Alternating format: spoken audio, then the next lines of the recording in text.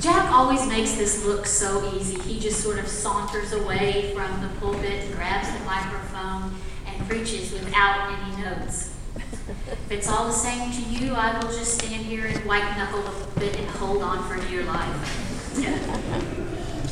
Mark and I, when we get together and plan this service, it's always something that sort of happens on its own. It's a beautiful thing. We enjoy doing the music. And it's my job to just sort of tie it up with a bow. I usually have 5 to 10 minutes. This year, Mark said, "Good luck, Charlotte. You have 2 minutes." So. Time's up. Okay, time's up. Well, sorry. You'll still make it to lunch on time, I promise. When I was in college about 100 years ago, I had the misfortune of signing up for an 8 a.m. American history class. Not that there's anything wrong with 8 a.m., or not that there's anything with history that's particularly bad. It's just those two together and the professor that we had. He had a monotone voice. He started at the beginning of the class, and for an hour and a half, it sounded something like this. The Revolutionary War was fought on American soil. Many gave their lives to ensure the freedoms that we enjoy today. Invariably, you would hear from somewhere in the room, yeah. How could he possibly make American history boring?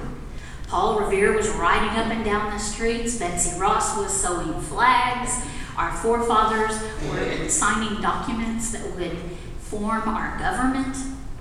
There were people dumping tea in the harbor. How could he make that boring? Trust me, he did. There are those, some of those, that feel that worship is just that dull. But why? Now, my dad was fond of saying, "I don't really mind if you fall asleep during my sermon. Just make sure that you're not sitting on the end of the pew so that you fall out on the floor." Worship should be exciting. Worship should be uplifting. We should feel both comforted and challenged. Our call to worship and our scripture reading this morning reminds us that we have a lot to celebrate. We serve an awesome God that has done so many great things, created us and this world, and guess what? He loves us. An all-consuming, unconditional, in-your-face kind of love that never ends. We have reason to sing God's praises and offer that kind of praise that makes him proud and say, "Oh, yes, those are my people." As you may have noticed, music plays a pretty important part in our worship services here. We are fond of making our joyful noise. One of the really neat things that I get to experience as serving on the North Texas Area Board is going around and meeting people from different churches. And I'm always asking, "Oh, what kind of music do you have? How many people are typically in your services on Sunday morning? What does your preacher preach about?" Then invariably they turn the tables on me and say, "Well, is your music like the more traditional kind, or do y'all do more contemporary?" To which I reply, "Why, yes." And we have jazz and gospel and bluegrass. Vanessa Winans, with her job, has the opportunity to travel around to different churches when she's away from us. But when she comes back, she frequently says, "You have no idea how blessed you are to have this music program."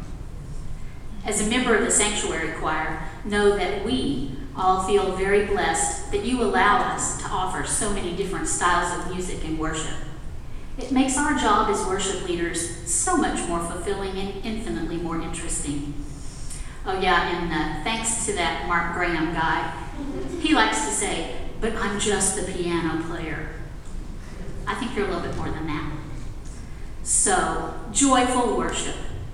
This is all fine and good for Sunday mornings, but what about what we do when we're outside these walls?